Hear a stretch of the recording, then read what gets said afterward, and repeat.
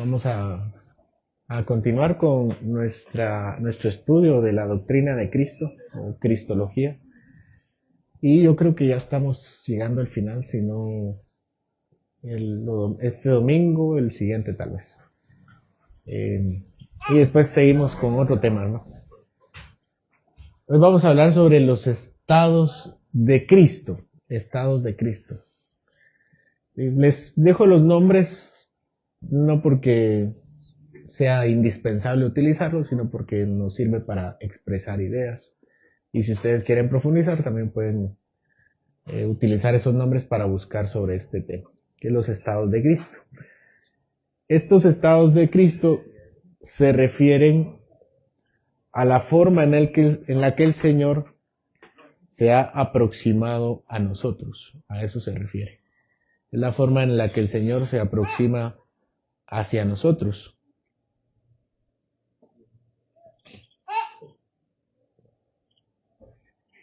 Y se pueden hablar de dos estados de Cristo, o sea, de dos formas en las que el Señor se ha acercado a nosotros, que es el estado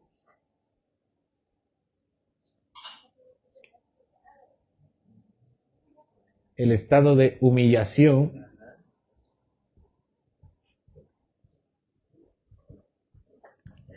y el estado de exaltación. Está bonito el pizarrón, ¿no?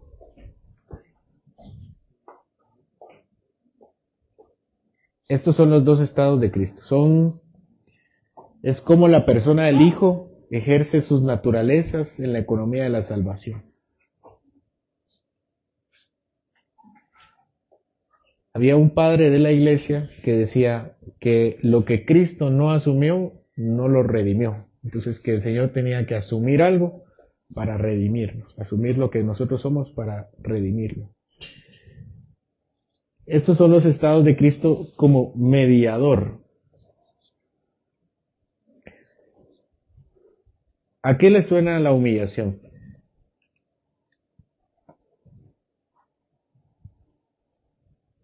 ¿A qué le suena el estado de humillación? Se hizo hombre.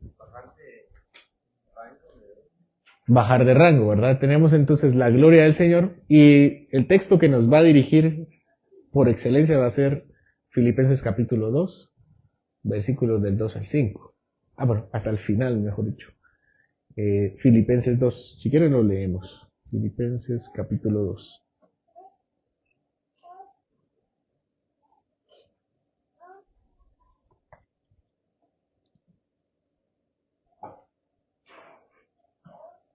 Versículo 5 dice, haya pues, Filipenses 2:5, haya pues en vosotros este sentir que hubo también en Cristo, el cual siendo en forma de Dios no estimó el ser igual a Dios como cosa a que aferrarse, sino que se despojó a sí mismo tomando forma de siervo, hecho semejante a los hombres y estando en la condición de hombre, se humilló a sí mismo, haciéndose obediente hasta la muerte y muerte de cruz. Por lo cual Dios también lo exaltó hasta lo sumo y le dio un nombre que es sobre todo nombre, para que en el nombre de Jesús se doble toda rodilla de los que están en los cielos y en la tierra y debajo de la tierra, y toda lengua confiese que Jesucristo es el Señor, para gloria de Dios Padre. Bueno, entonces el estado de humillación es cuando el Señor, estando en gloria, desciende a nosotros. Desciende a nosotros. Ese es el estado de humillación. ¿Cómo inicia el estado de humillación? Ya lo dijimos allá. Antes, la encarnación. Primero tenemos la encarnación. ¿Cómo la encarnación es un estado de humillación? Porque encarnado no podría estar la gloria que no la puede hacer hombre. ¿Cómo así? ¿Sí? Ahorita. No hay micrófono, por favor. Tal vez con la idea de hacerse semejante a lo creado. Ajá. ¿Otra vez? Tal vez es la idea de hacerse semejante a lo creado. Ahí está. Exactamente. Esa es la razón por la cual se le llama la encarnación. Es la primera parte de la humillación. Porque el Señor está en gloria. Y cuando nosotros vimos la teología de Dios, la doctrina de Dios o teología propia, dijimos que Él es todo lo que nosotros no somos. Por eso nosotros entendemos la teología con lenguaje análogo. No podemos ni siquiera describirlo. No lo podemos ni siquiera entender. Necesitamos formas humanas para entender lo divino. Usamos palabras como grande, como poderoso, como fuerte, cuando el Señor está fuera de esa dimensión. Entonces el Señor estando fuera de esa dimensión, todo lo que nosotros somos, Él no lo es, Él es más allá de todo pensamiento. Siendo y estando Él allí, decide venir con su creación. Y no solo venir con su creación, sino que asumirla. Asumir su creación, asumir al hombre. Y es que el hombre no es cualquier creación. El hombre es el que ha rechazado a Dios. Eso aumenta el entendimiento de la humillación. ¿Cómo le llamarían ustedes a una persona que lo están rechazando y rechazando y rechazando? Y la persona está insistiendo, insistiendo, insistiendo. Que se está humillando, ¿verdad? ¿Verdad? Probablemente le darían un consejo, mire, no se humille más. ¿Verdad? Pero, en nuestro caso, la diferencia es que el Señor tiene la capacidad de transformar nuestro corazón. ¿Verdad? Si un muchacho está pretendiendo a una muchacha y la muchacha no le corresponde, nosotros sí hay que decirle, no, mire, no insista, ¿no? ¿Por qué? Porque ya no va a cambiar su forma de pensar. Entonces es muy difícil, pues. Pero el Señor sí tiene esa capacidad de cambiarnos y asume, entonces se rebaja a nuestro nivel para buscarnos. Y no solo se rebaja, Él toma lo que nosotros somos. Toma lo que nosotros somos y vive lo que nosotros somos. Esa es la primera parte de la encarnación. ¿Cuál es la siguiente parte de la encarnación?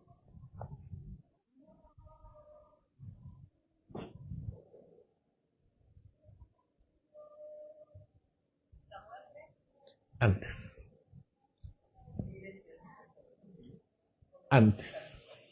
Vamos por partes. ¿Qué sigue después de encarnarse? El nacimiento, ¿verdad? ¿Cómo el nacimiento?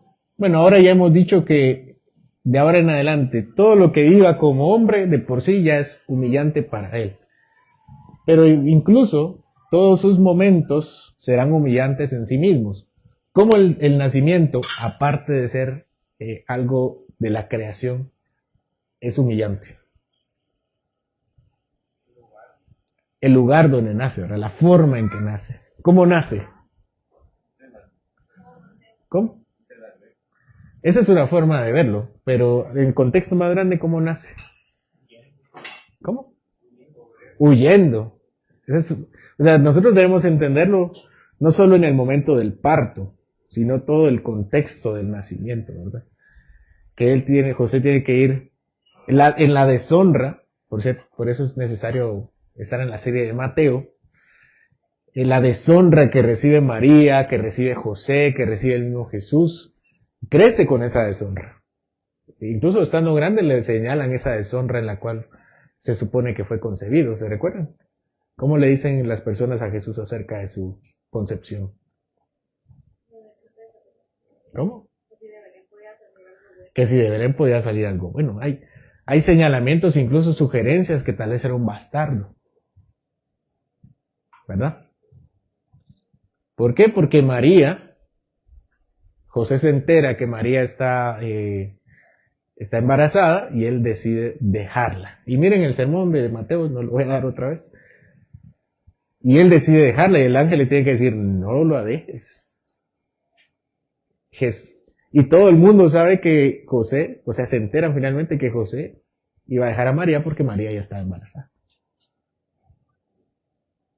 Miren, escuchen el sermón, ahí están los tiempos y todo. desde ahí nace la deshonra. Nazaret, siendo ellos de Nazaret, regresan a Jerusalén y no encuentran un lugar para ellos, entonces tiene que ser el parto en el pesebre. ¿Y dónde es el pesebre? En el comedero de los animales de la granja, del establo. Y ahí lo ponen. Y ese es su nacimiento. Es cierto, llegaron los sabios, ¿verdad? Llegaron los sabios con los presentes. Pero después de haber llegado, ¿qué pasó? Hablando de su humillación. Tuvo que huir a Egipto para que no lo mataran. Regresa a Judea y ya no está Herodes el Grande, pero está Herodes Arquelao. Entonces dice José, ya no nos quedamos aquí, nos regresamos a Nazaret. O sea, ni siquiera pudo vivir en su ciudad, ¿verdad? Que era Jerusalén, en Belén. Y se regresan a Nazaret. Entonces, parte de ese nacimiento y esa infancia que tiene el Señor es su humillación. Ahora vamos a mencionar su vida en general, ¿verdad? Su servicio. ¿Cómo está la humillación del Señor en su servicio? Es decir, a lo largo de su vida. ¿Dónde lo vemos? Tuvo que trabajar. ¿Qué más? ¿Cómo? Se sentaba con los pobres, decía que no tenía dónde recostarse, dónde dormir, no, vivía como pobre, vivía recogiendo en campos ajenos, que era algo legal, ¿verdad? No van a creer que estaba robando. Era despreciado, sanaba a unos, los despreciaba. ¿Recuerdan sanados que lo despreciaban? Los leprosos, ¿verdad? Leprosos, gracias por habernos sanado. Adiós, ni gracias, ¿no? ¿Qué más? En el servicio del Señor vemos su humillación. Así dice Hebreos, ¿verdad? Todo eso es parte de la... Ahorita le vamos a poner nombre a la obediencia. ¿Qué más hizo el Señor donde se humilló en su servicio?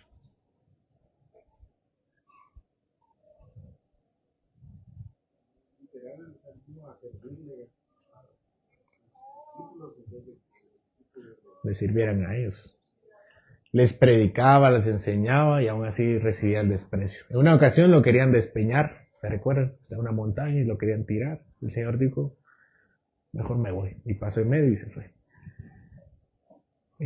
Hacia el final de su servicio, él se pone de rodillas, toma un huacal y se dispone a lavar los pies de sus discípulos.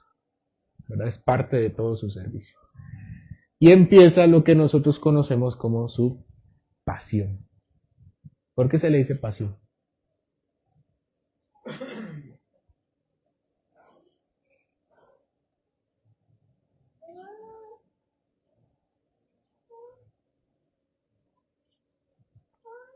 ¿Han escuchado así? La pasión de Cristo. No la película, sino...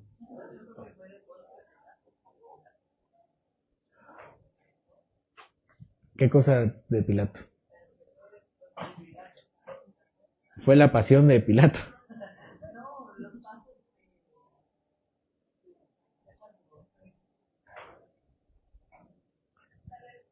Ajá.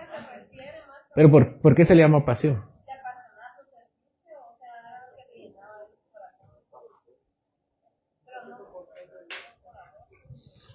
Bueno, tiene un sentido un poco menos romántico. La palabra pasio significa sufrimiento en latín, ¿verdad? Eso es lo que significa. Tal vez por eso hoy le conocemos pasión al amor, ¿verdad? Que el amor es sufrido, tal vez por eso hoy. Pero en latín, pasio es sufrir. Cuando decimos que Dios es impasible, pues decimos que el Señor no sufre. Bueno, entonces empieza su pasión. ¿Dónde empieza su pasión?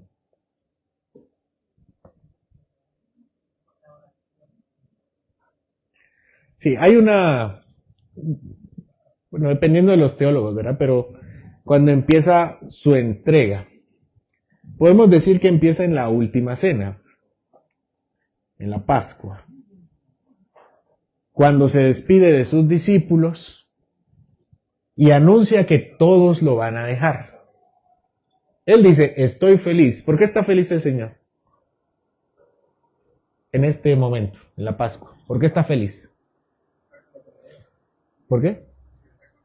Sí, ¿cuánto he querido comer con ustedes esta cena? Les dice. Pero en la cena les dice también, ellos se ponen tristes. En Juan, lean Juan desde el capítulo 11, creo yo. Se llama el sermón del aposento alto. Les dice, no se pongan tristes, yo voy a mandar a otro. Pero también les dice que todos lo van a dejar. Y entonces Judas se va. ¿Cuánto amaba el Señor a Judas?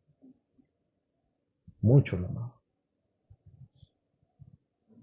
El Salmo 55 que cantamos hoy es un salmo de Cristo a Judas. Que dice que andábamos en amistad en la casa de Dios.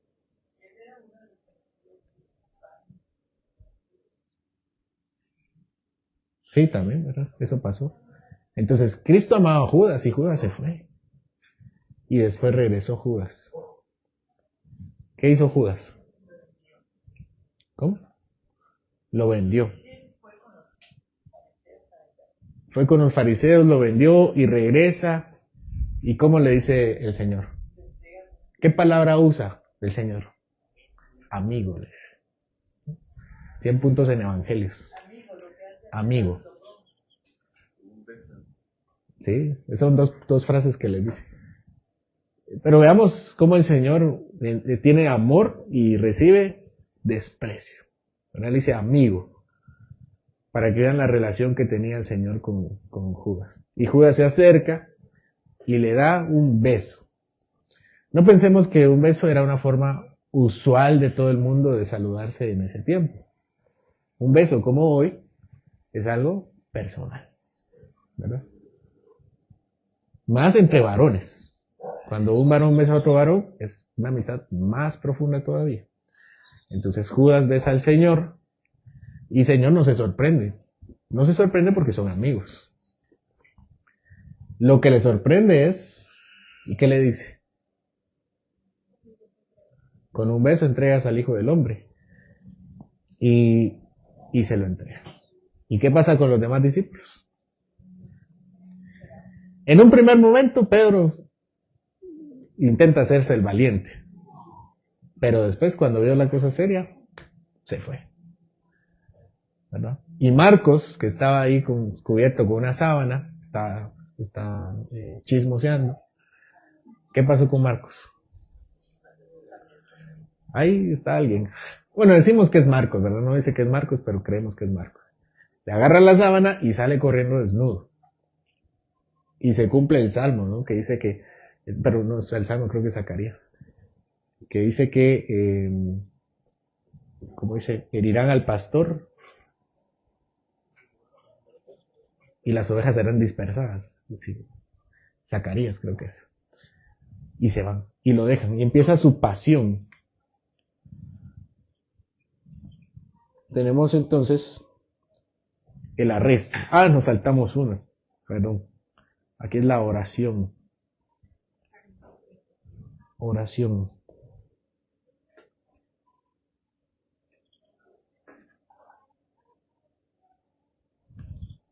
Sí, la oración. ¿Qué pasa en la oración?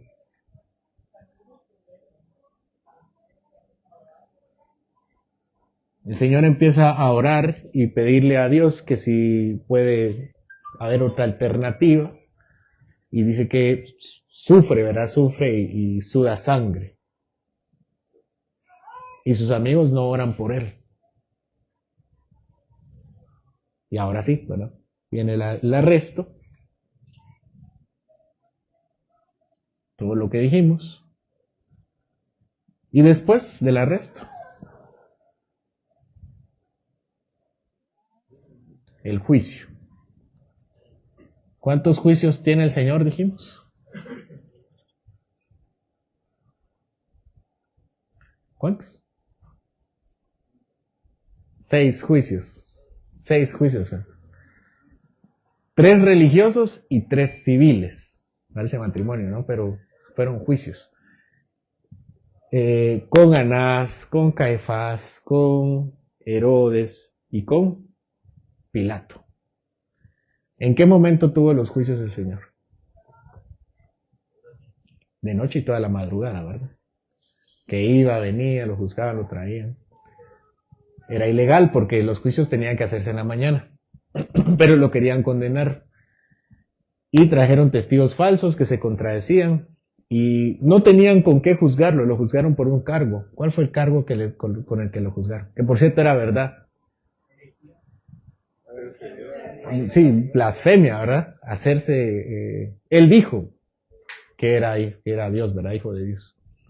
Y que si era cierto. Finalmente lo condenan por algo que era cierto, pero que no era delito. Así que recibe su juicio, el juicio injusto. Dice que el Señor está en el patio de Caifás, creo que está en el patio de Caifás, y mira hacia un lado. ¿Y a quién mira? ¿A quién? A Pedro. ¿Y qué hace Pedro? Se quiebra. ¿Te recuerdan? Imaginen al Señor después de haberlo negado. Y Pedro estaba viendo el juicio, de lejos, ¿no? Y el Señor lo voltea a ver. ¿Qué había pensado Pedro? ¿Qué hubieran pensado ustedes? Ustedes que lo han negado. Qué vergüenza. Qué dolor, ¿no? Primero había sacado la espada, ahora ni siquiera puede acercarse a él con solvencia. Me imagino que pensó lo mismo que le dijo a Judas, ¿verdad? Amigo. Pero el Señor no es resentido, ¿verdad? Y tiene el juicio. ¿Y qué incluye el juicio, aparte de todas las mentiras? Hablando de su humillación. La flagelación. Le escupieron. ¿Qué más? Le escupieron, le golpearon, lo azotaron, lo cortaron. Le golpeaban y le decían, profetiza. ¿Quién te pegó? ¿Por qué le decían así? Un evangelio dice así, el otro evangelio dice que le habían tapado los ojos. Lo querían humillar y lo desnudaron. Nuevamente, lamentablemente las imágenes que ha generado esta otra religión y también a veces las evangélicas de ilustrar al Señor con un taparrabo. El Señor no tenía un taparrabo. ¿Qué tenía el Señor?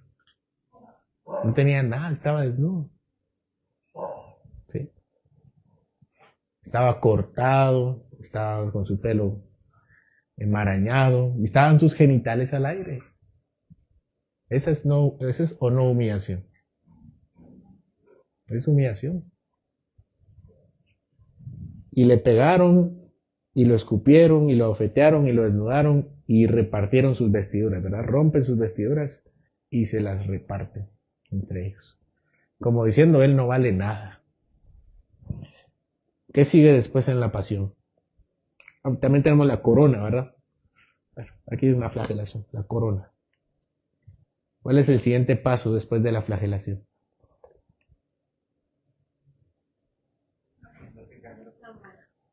¿Perdón? Antes de morirse, antes de que la caminata, ¿verdad? El camino al Calvario, al monte Calvario. ¿Por qué decimos que esta es otra parte de su humillación? ¿Qué pasa aquí? Hay varias cosas, ¿verdad? ¿Por qué los peores o qué es lo que pasaba en el camino al Calvario? salía a verlo. Y es que era la Pascua. No lo estaban viendo cualquier persona, lo estaba viendo todo Israel. La Pascua era la fiesta por excelencia donde todos se reunían. Y ahí estaban todos y estaban observando al Señor caminando desnudo, humillado, golpeado y todo.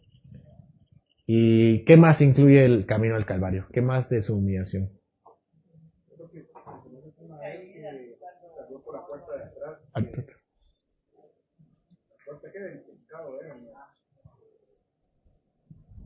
y fue, digamos, del monte el Calvario, Gólgota estaba atrás del templo. Ujú. Era como Basurero. lugar de honra. Sí, es parte. Antes de llegar al Calvario, que las caídas, ¿verdad? Que se cae el Señor.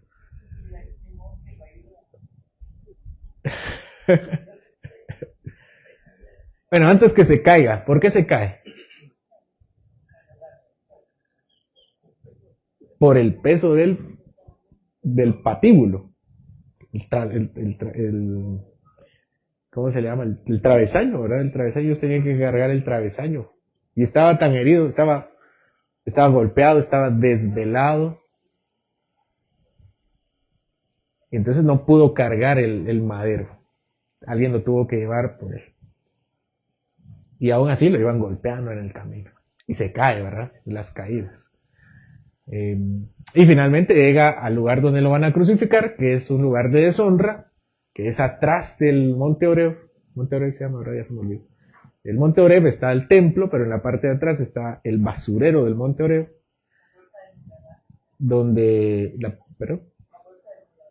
del Muladar, donde se tiraban todo lo que hacían los sacerdotes los tiraban allá, ¿verdad? Y ahí lo crucifican en el Monte de la Calavera, que es el mismo que el Monte Oreb. Pasamos finalmente, nos falta la crucifixión, ¿verdad? Crucifixión. ¿Qué incluye la humillación en la crucifixión?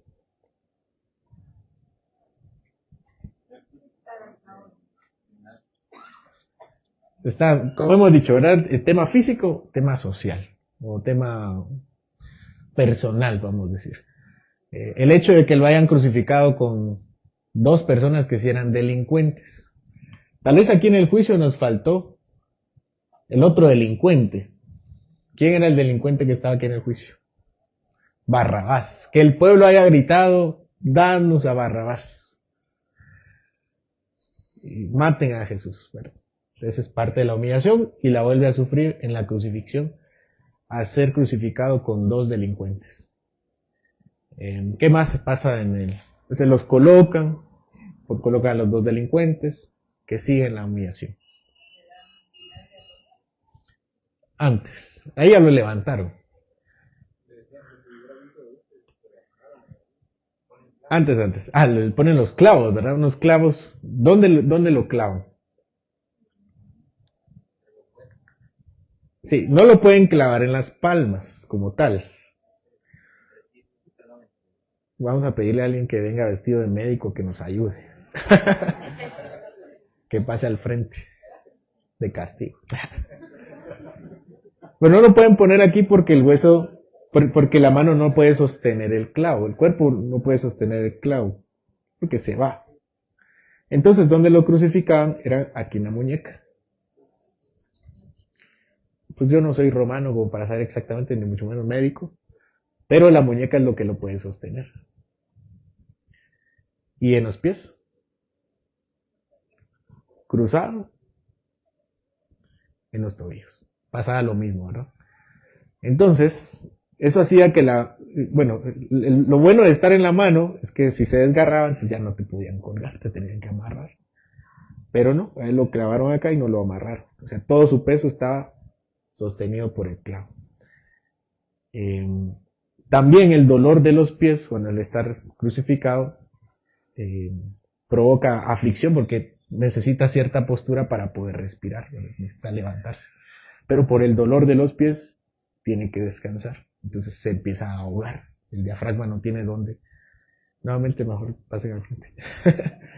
donde respirar, entonces seguramente volvía a levantarse y el dolor, volvía a levantarse para respirar y por el dolor de los pies volvía a descansar y se empezaba a ahogar. Eso es lo que pasaba en las crucifixiones. Entonces lo clavan, lo levantan, el peso, la humillación, lo ponen desnudo porque estaba desnudo frente a todos. ¿Y qué sigue en la humillación?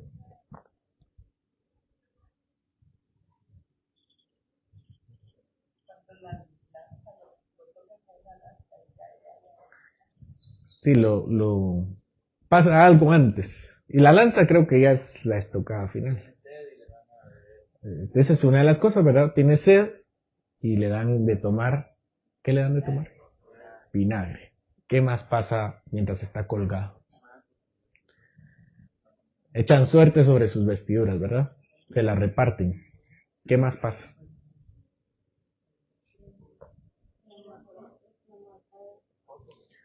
Sí, él se ve abandonado y grita al Señor en oración.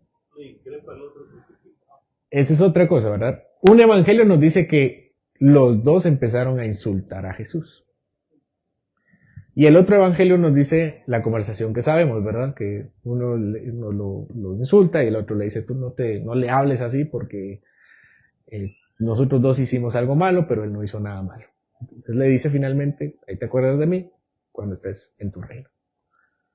Entonces parece que al principio los dos empiezan a insultarlo, pero eventualmente uno reflexiona, recapacita y le dice, mejor ya no, este es un hombre justo y le pide perdón de alguna forma a Jesús. Pero el hecho de que ambos estuvieran insultándole, eso es parte de la humillación. ¿Qué más pasa?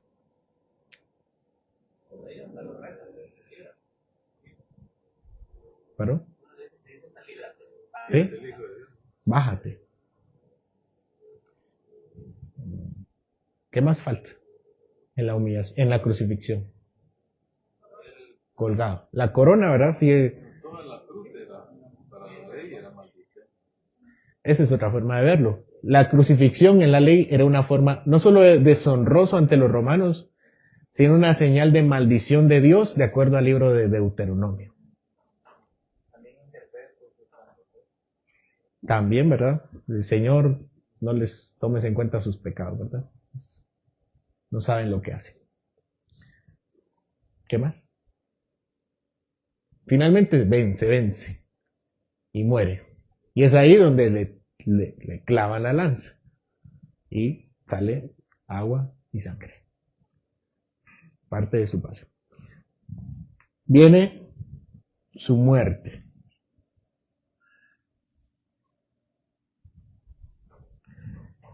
El Señor muere antes que los otros. Y muere porque está más débil, porque está más cansado. Finalmente el Señor no era un hombre de guerra, a diferencia de los otros que estaban curtidos en sufrimientos. Y muere primero. ¿Qué pasa en su muerte? En su humillación. ¿Cómo vemos la humillación en su muerte? Sobre ese pensamiento filosófico de que Dios no muere, ¿no? Sí, ¿verdad? Es parte del entendimiento de la teología. ¿Qué más pasa en su muerte? ¿Cómo vemos la humillación en la muerte? Muere como un pecador. La derrota de Cristo, ¿verdad? La aparente derrota que esperaban que fuera el gran libertador y de repente ahí está como otro más crucificado. Que era común que crucificaran. ¿Sí? Yo quiero que ustedes piensen que Jesús era especial. Jesús no era especial.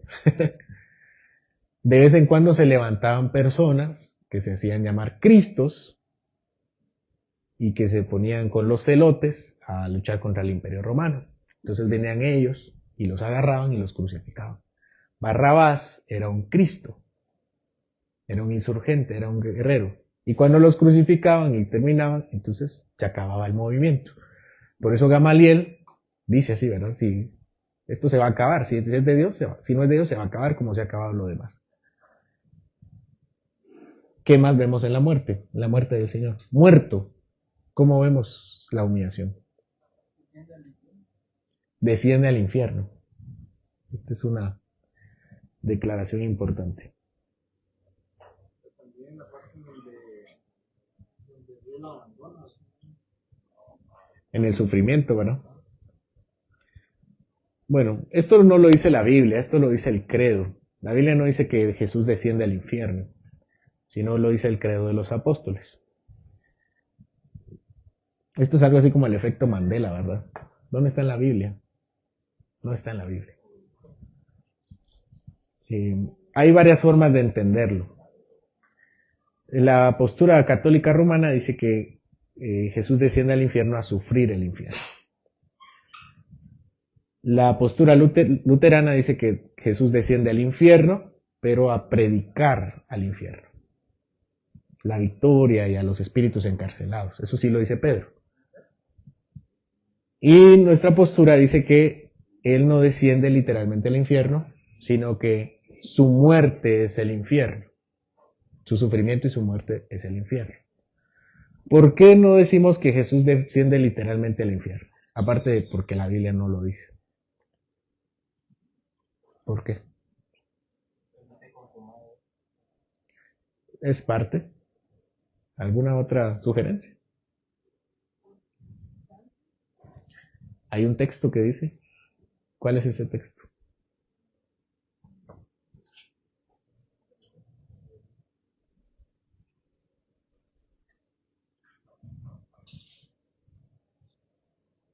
Es un salmo.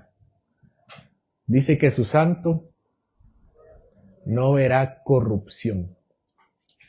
El Señor no va a participar del pecado en ese sentido. Por eso creemos que el Señor sufre el infierno, pero de otra forma, en sus padecimientos, sin descender literalmente. Porque la palabra infierno, que es en griego y en latín, en hebreo es Seol. ¿Han escuchado la palabra Seol? Seol se usa en el Antiguo Testamento. Pero la palabra Seol en el Antiguo Testamento es un poco ambigua. ¿A qué se refiere Seol? Al lugar de los muertos, independientemente de donde esté. Por ejemplo, David iba al lugar de los muertos, al Seol. ¿David fue al infierno? ¿Qué dicen ustedes? ¿Estaba hoy en el infierno David? No, era muy difícilmente creer eso. Pero David dice que él descendió al Seol, porque el Seol es el lugar de los muertos. Esa es una forma de entender el Seol. ¿Cuál es el otro significado del Seol?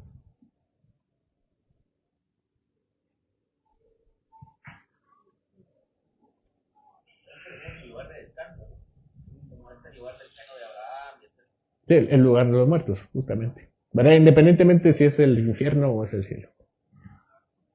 La otra forma en que la Biblia habla del Seol es la tumba. El hecho de estar un cuerpo en la tumba, a eso se le dice estar en el Seol.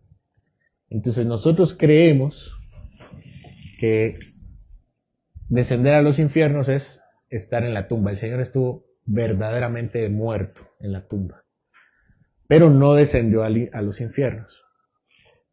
¿A dónde fue el Señor cuando murió?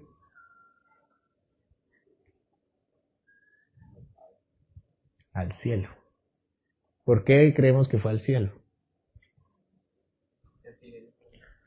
Porque así le dijo al ladrón. ¿Cuándo se murió el Señor?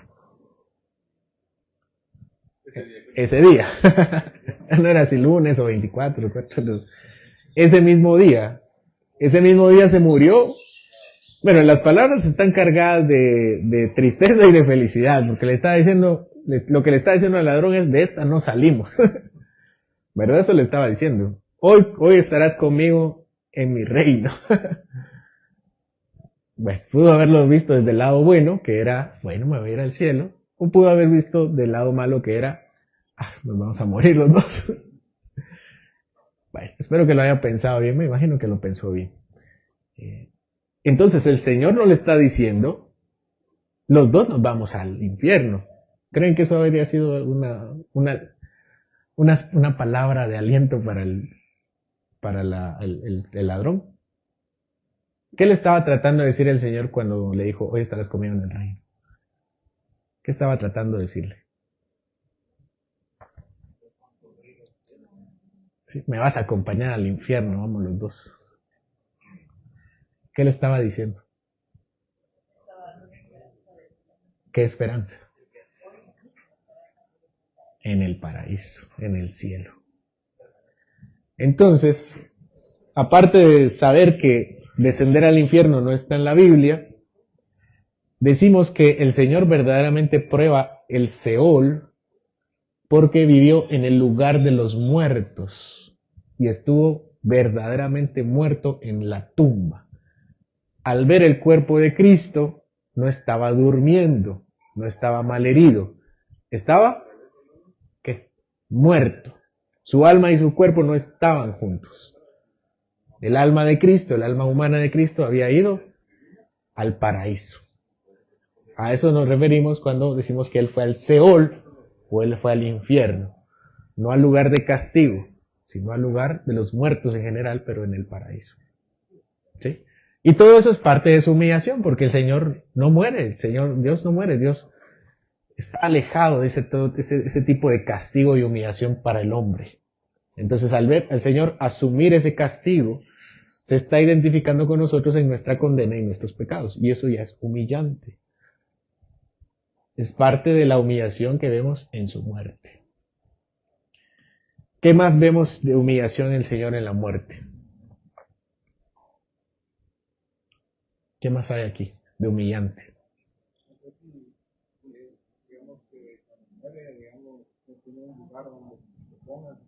¿Sí? Una tumba prestada. Así como nació en un lugar prestado, Él muere en la tumba de... solo voy a mencionar. ¿En la tumba de quién muere el Señor? De José de Arimatea. ¿Quién baja al Señor de la cruz? José de Arimatea. No estaban ahí los discípulos pidiendo el cuerpo del Señor, no estaban sus hermanos. Estaba José de Arimatea. Él fue a pedir el cuerpo, él baja el cuerpo y él va a dejarlo a la tumba. Que ni la familia ni sus amigos fueron por él. Ahí se hubiera quedado tendido, que se lo comieran los animales. Pero no, por lo menos alguien lo baja y lo va a dejar al lugar de la muerte. Bueno, ¿qué más en la muerte? Tenemos la sepultura entonces, ¿verdad? La sepultura. El Señor prueba la muerte, su cuerpo está descansando y ahí está solo. No recuerdo exactamente si la Biblia narra, digamos, es algo que menciona mucho los católicos, que María todo el tiempo estuvo al pie de la cruz. No recuerdo si... Sí, María estuvo al pie de la cruz. Estaba María, estaba la otra María, habían creo que 2 Marías más, y estaba Juan. Juan como que llegó ahí de último, así. Pero sí estaba María. Bueno, eso es parte, ahorita lo iba a mencionar, es el hecho de que María estuviera ahí. Yo sé que suena bueno, pero no, es malo. ¿Por qué María se constituye en parte de la humillación en la sepultura del Señor? ¿Por qué qué? Podría ser parte. No creyó que era Dios. Creyó que se había muerto. Pues sí se murió, pues, pero creyó que no se iba a resucitar. Eso. ¿Cómo sabemos que María fue incrédula? Porque ese es el pecado.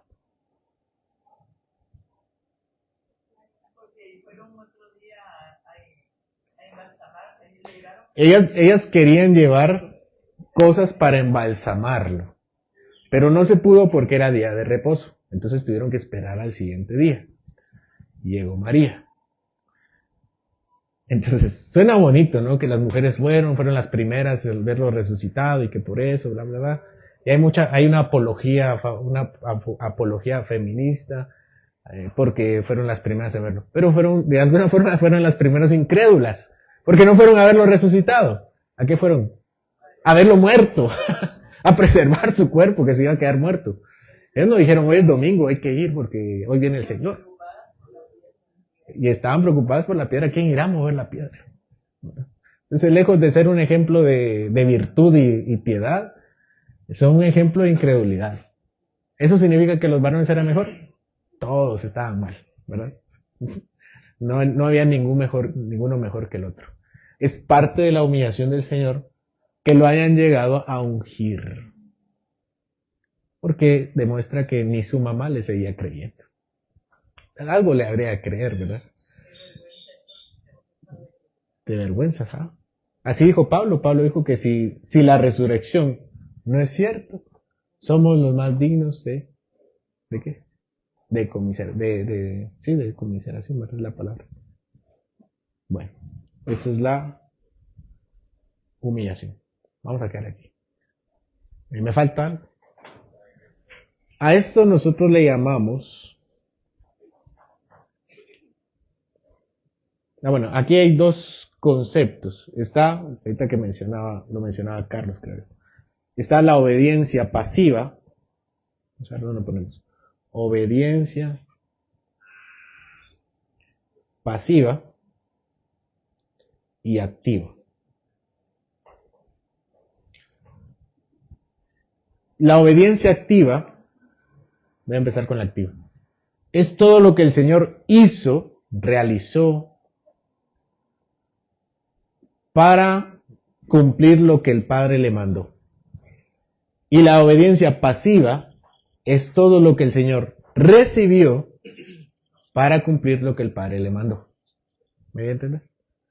La activa es todo lo que el Señor hizo. Caminar, predicar, sanar, llevar, traer, todo eso. Y la pasiva es todo lo que Él recibió para cumplir el plan del Señor. Ser golpeado, ser maltratado, ser crucificado.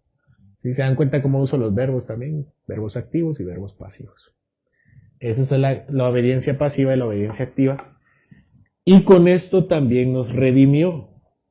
Nos redimió con lo que Él hizo y lo que Él recibió.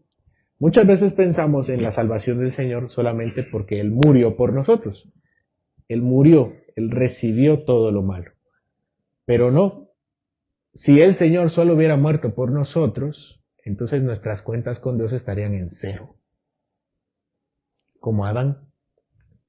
Pero no. El Señor no solo murió por nosotros, el Señor vivió por nosotros. Lo que estaba diciendo el Señor era, si nosotros estuviéramos en el estado de Adán, volveríamos a pecar de la misma manera. Porque el Señor solo tuvo que probar a uno para darse cuenta que toda la humanidad era de la misma forma. Entonces, Señor, sabiendo que nosotros volveríamos a pecar o pecamos en Adán, Él decidió vivir por nosotros y darnos todo lo que nosotros nunca pudimos haber alcanzado por nuestro propio esfuerzo. Por eso no solo somos salvos del pecado o de la muerte, sino que también dice Efesios que Él nos da todas las riquezas espirituales en Cristo Jesús. ¿Sí? Su obediencia pasiva sirve para pagar por nuestro pecado, pero su obediencia activa sirve para que nosotros podamos vivir en gracia. Todas esas bendiciones espirituales son por su obediencia activa. La recompensa que Él recibe del Señor por haber vivido en nuestro lugar. Por eso nuestra salvación siempre es por gracia y no por obras. Pero lo que el Señor aquí imaginen a alguien, ¿no?, que tiene una deuda y tiene que pagar esa deuda y viene otra persona y dice, yo te pago la deuda, puedes seguir con tu vida.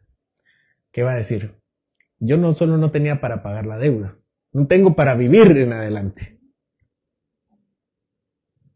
Bueno, el Señor no hizo eso, el Señor pagó nuestra deuda y nos dijo, ten todo este dinero para vivir de ahora en adelante. No sé si me dieron a entender con el ejemplo. Imaginen que ustedes no tienen ni un solo centavo hoy para vivir. Y aparte viene el cobrador y les dice, págueme lo que me dé. Viene alguien y les dice, ten esto y le pago. Ahí está, saldada esa deuda. Y ahora, ¿con qué voy a comprar comida? ¿Con qué voy a seguir terminar el mes? Eso es lo que hizo el Señor. El Señor paga la deuda y nos da toda la gracia y riquezas espirituales para poder vivir de ahora en adelante. Con su muerte, su obediencia pasiva y su obediencia activa. Recibiendo nuestro castigo y viviendo la vida que nosotros no podemos vivir. ¿Estamos? Todo en su estado de humillación. ¿Dudas? ¿Comentarios? Adelante, el micrófono. Hermano, bueno, tomando en cuenta que estamos en Cristología, hablando de la crucifixión y toda la sangre que Él derramó ahí, se entiende que es por causa de nuestros pecados, pero ¿qué hay de otro derramamiento de sangre como es la circuncisión? También se toma en cuenta como sacrificio para perdón de pecados.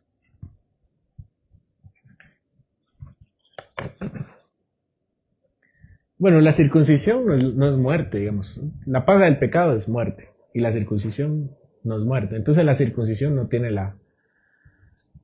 la calidad económica para pagar una deuda. Entonces, es como que tengamos un préstamo por 1,000,000 de quetzales, ¿no? Aquí tengo unos centavitos, abonemos a capital.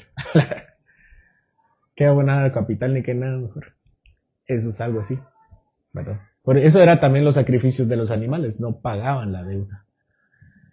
Y la deuda debía ser pagada por un hombre que fuera perfecto. Ese es el punto. No puede hacer nada el hombre para pagar su propia deuda, no tiene con qué. Y por eso la circuncisión tiene otra función. Me refiero a la circuncisión precisamente de Cristo. La circuncisión de Cristo. Sí, porque él fue circuncidado. Ah, entiendo. Esa fue parte de su obediencia activa, porque él obedeció a la ley, lo que la ley decía de la...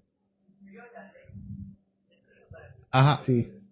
Sí, pero me refiero, si ese pequeño derramamiento de sangre contaría Contribuyó también junto con el último derramamiento de sangre.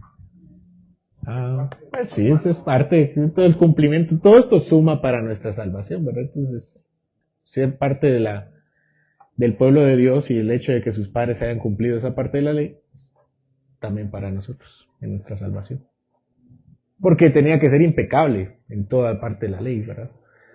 Aunque técnicamente no era su culpa si no era circuncidado, sino de sus padres. Pero digamos que si había algo en la ley que no cumpliera, entonces todo esto era en vano. Entonces sí contribuyó, sí, todo contribuyó. Cada cosa que él hizo fue el cumplimiento para esto. Si no lo hubiera cumplido, no alcanzaba el monto. No sé si me di a entender. ¿Alguien más?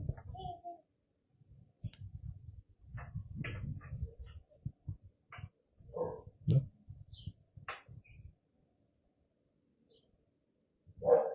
¿Seguros? Bueno, vamos a concluir entonces también como cierre. Bueno, todo esto debe recordarnos qué es lo que valió nuestra salvación.